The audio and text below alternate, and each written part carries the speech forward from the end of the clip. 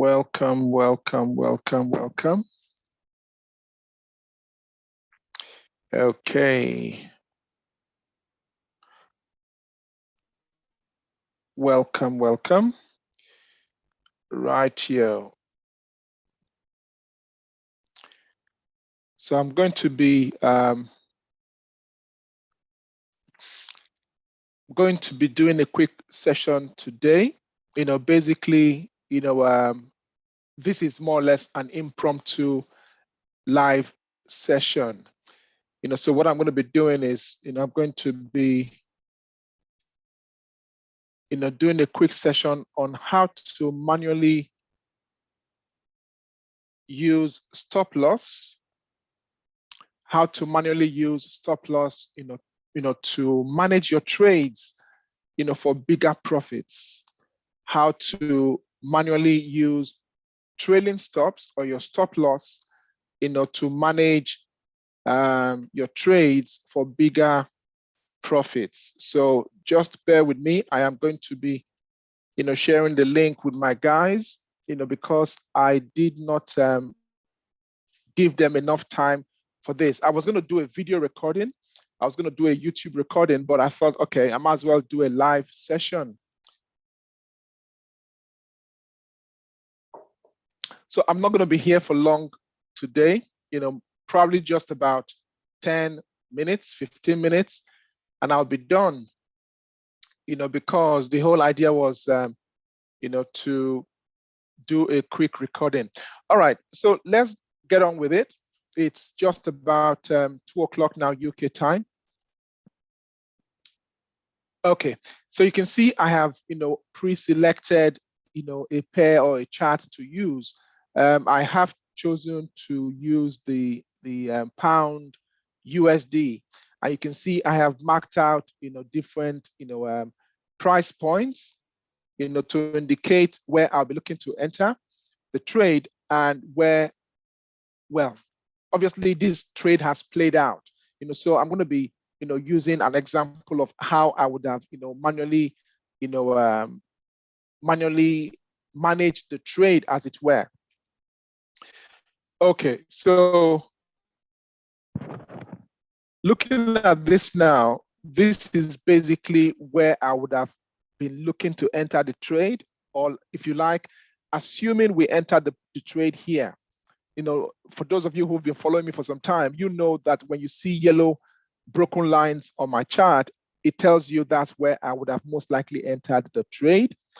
Obviously the thick red line is the stop loss. Well, the stop loss is a bit far, the stop loss is a bit far, but we could have left it here, but let's just leave it here. It doesn't really matter anyway. What I really want to show you is how I would have managed the trade.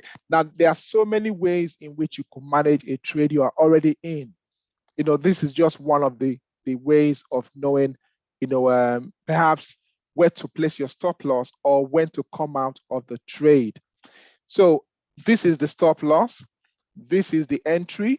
The thick blue lines, 1, 1, 2, 3, are basically, profit points or take profit points.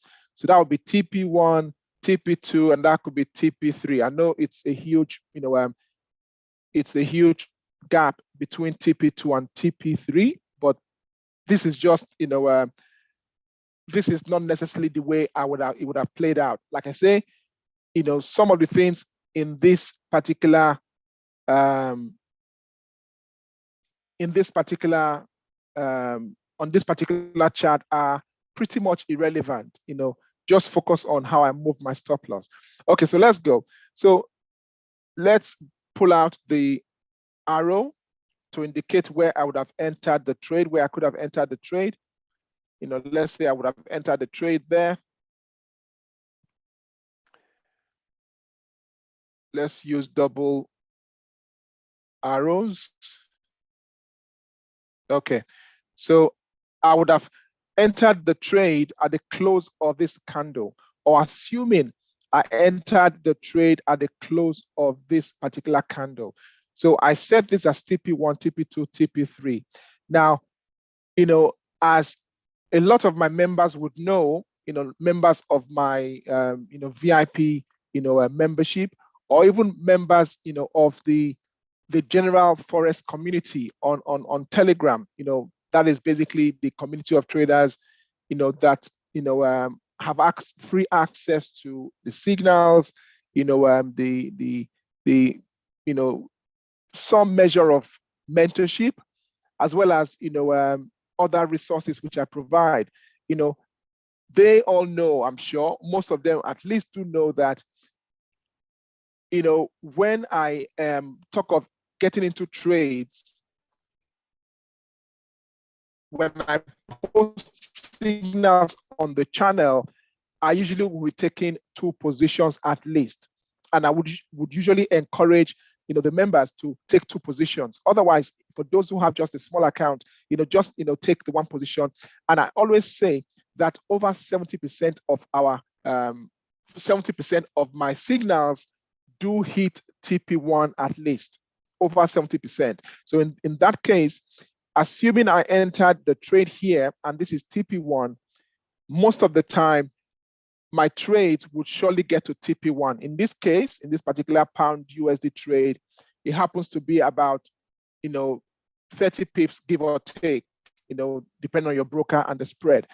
So we're looking at least 30 pip TP1 here. So let's just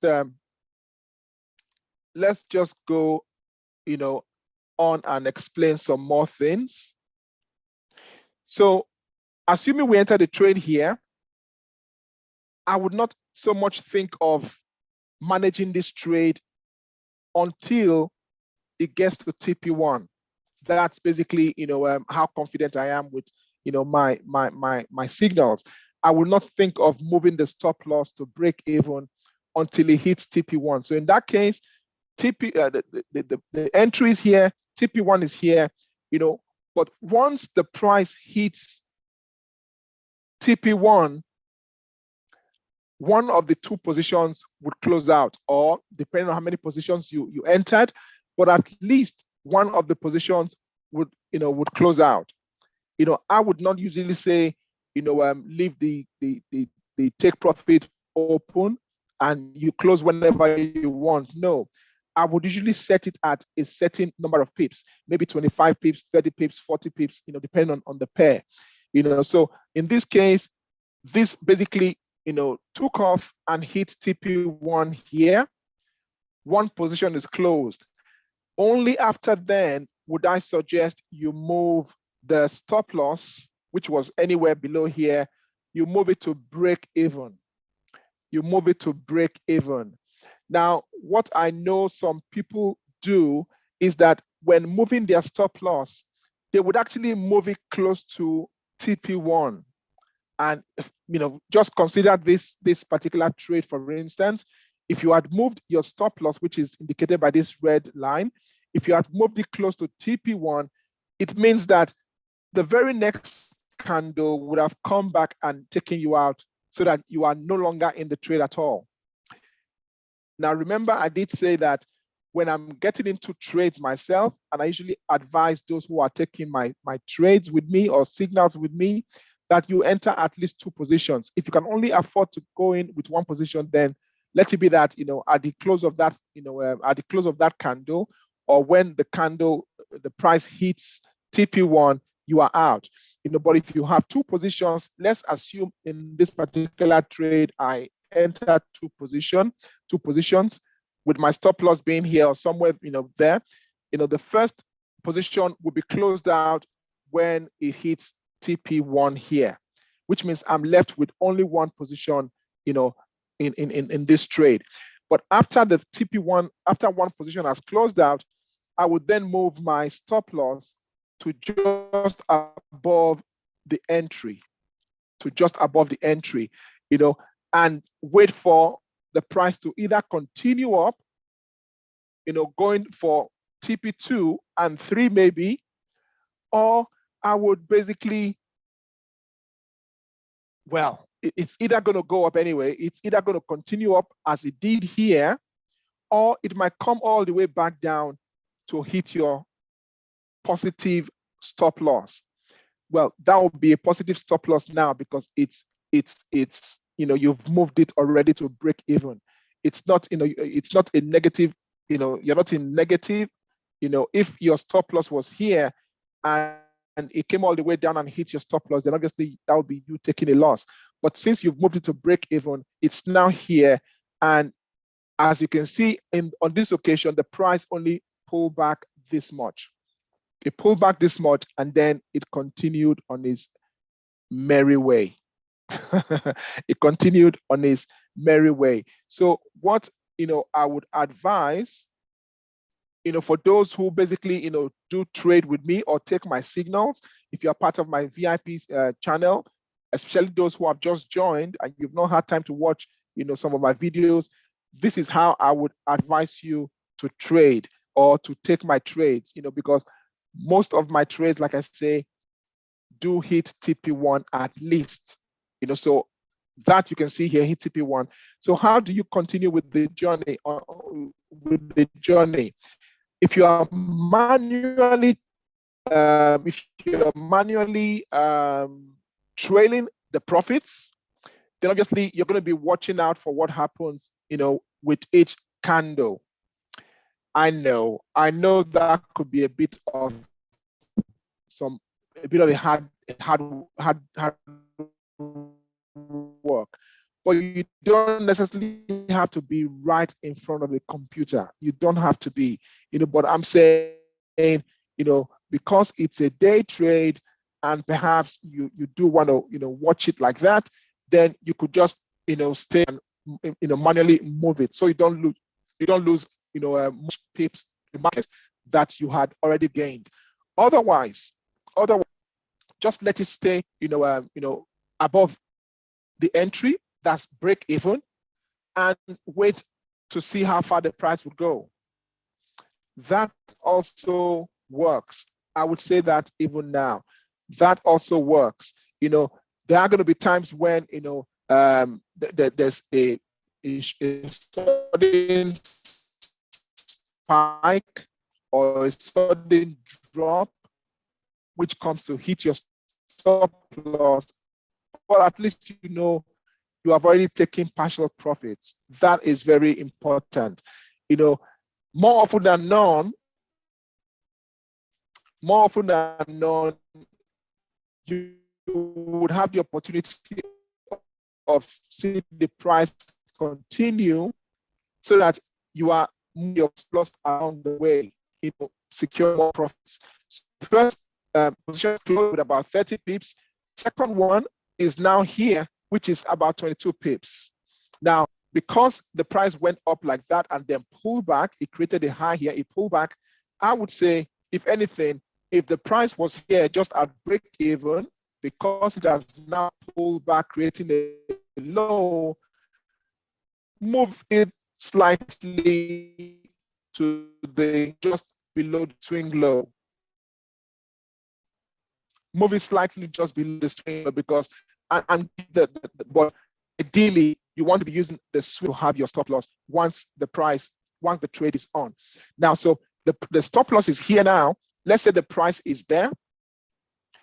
As it begins to go higher and higher, you begin to move it.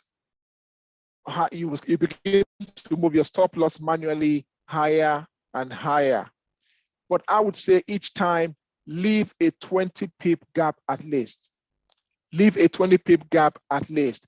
Now, this happens to be the 5-minute time frame. If it was, say, maybe the 15, the 30, or the 1 hour time frame, then obviously you could do it differently using the candles, because then the candles will be big enough. Each candle, could, at least on pound USD, each candle could be at least 15 pips. We're going to quickly switch over soon, so you see exactly what I am saying. But just in the meantime, let's just continue with this.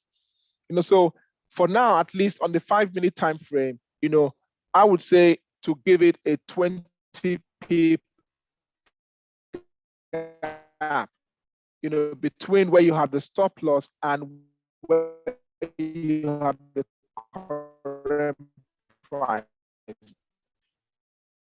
Again, this particular chart was cherry picked just for reason of explanation. Then well, to explain it better, really, this has played out. But let's just go on. So it keeps on moving 20p, and each time you are moving stop loss, you're moving it along, it gets to, well, if you had set your second trade to close you out at TP2, then obviously it means at TP2, the second trade will close out and you'll be out of the trade. Keep on managing the third position.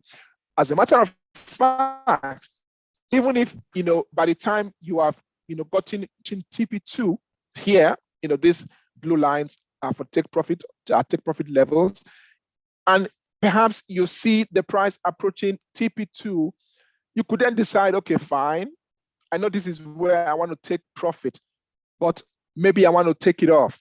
You could then remove the take profit because you decide, oh, I have time, I think I want to trail it manually.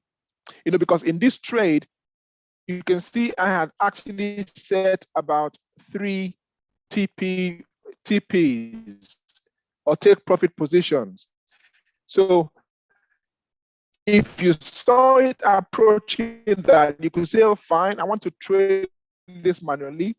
Let me place it 20 pips away from Francis had set the take profit to be, and you keep on trailing it. Now, guess what happens? The price now gets to what should have been the TP2. Fine, it closed above it, came back down, it began to then range, oscillating there up and down, and it pushes up. What do? Note that there was a sharp drop here. The price was ranging mainly, between here and there initially, but then there was this drop, which in a sense has created, a reference point for you to now use as to place your stop loss.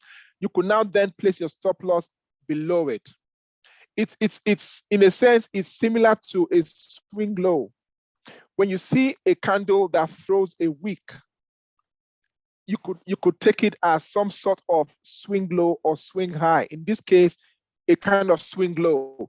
You place your stop loss just there, not exactly below it, not immediately below it, but give it some room. I mean, you could even decide to use an ATR, if you know what an ATR is, average true range, which is the average size of the last couple of candles, maybe 14 candles. This candle is about 2 pips. That's a big one, about 8 pips. You could decide, okay, fine, this is the swing low. Let me place it 8 pips below. Bang on, you place it there. And the price keeps on moving on. Now from here, by the time it gets here, that's about 30-something pips. If you are manually trading, trailing your stop or the profit, maybe 37 pips would be huge. So you then would move it higher. You keep on moving it, and see what's going on. It gets to a point where it goes into a range again. I mean, on this occasion, it now came down and hit your stop loss. Plus lower, even while all this was going on. By the time this pullback, it would not have hit it. But if it hit it there, then it means you have gotten the initial TP1 for about 30 pips. You have now got a second one of about almost 60 pips. Let's just call it 85 pips. Is that, yeah, about 85 pips. That is good. Now, like I say, if you did place your stop loss here and it did not get hit, you can let it carry on going up, and you keep pushing your stop loss every other couple of candles, giving it a 20 pip gap. And you can see as it was with this particular trade, it could have given you way above 110 pips. Now that is one way of trading and managing your trade. That's one way of managing your trade. That's one way of trailing your stop or trailing your profits for bigger gains. Now, let me, show you another one, which is slightly, which is exactly the same almost exactly the same, except that you are really holding back from moving your stop loss. If you are entering 2 positions, 3 positions, always set, I would say, your profits to be taken at TP1. So the first trade is closed out at TP1, and you know where given you or posted in the Telegram group or wherever you picked it up from, you could decide, okay, fine, the trade was entered here, it hit TP1 here, I moved my stop loss to break even just above the entry. I'll let the price really go, way high above before I move my stop loss again. So obviously, it went up there, came back down here, and then continued creating a wick. You move it here. You could say, I won't move the stop loss again until it gets to TP2. Now, obviously, TP2 will be like, in this case, about 60 pips, which is huge. You could say, I would have a bit of a wider stop loss this time, a wider moving stop loss or trailing stop loss this time. Instead of making it 20, maybe I'll make it 30, 35, so that if we get a pullback like this, which is about a 20 pip pullback, I will still be in the trade. It's just about being creative, guys. Now, the truth is, if you're going to do this, then obviously you must have a strategy that has a high winning rate, whereby it is the case that, okay, this is my strategy. I know most of the time it's going to get to TP2 or TP3. I'm just going to wait and let the stop loss be wide. Let it be a 30 pip stop loss each time, so that I give the market room to move. It's important to do that, guys. It's always important to give the market room to move, so that if there's ever the case of the price going the way you planned it, the way you desired it to go, then it means you will surely have bigger gains. Okay, so what I'll do now is quickly just switch over to the 15-minute time frame. I know I said it was going to be a short one. We've got about 20 minutes already. Okay, so on this occasion, let's just do this.